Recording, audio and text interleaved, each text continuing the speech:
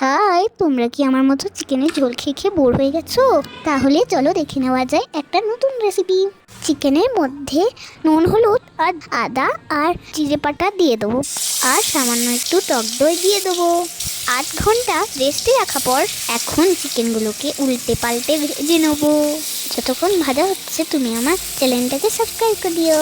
Comment করে জানাতে ভুলো না আমার রান্না কেমন লাগে। চিকেনগুলো ভাজা হয়ে গেছে, এখন আলুগুলো ভেজে নেবো।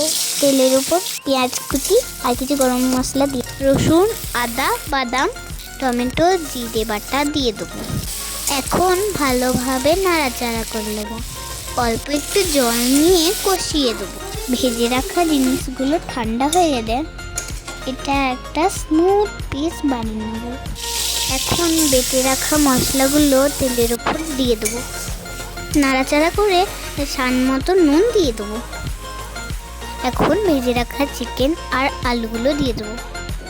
তারপরে জল দিয়ে সিদ্ধ করে নিলেই তো রেডি।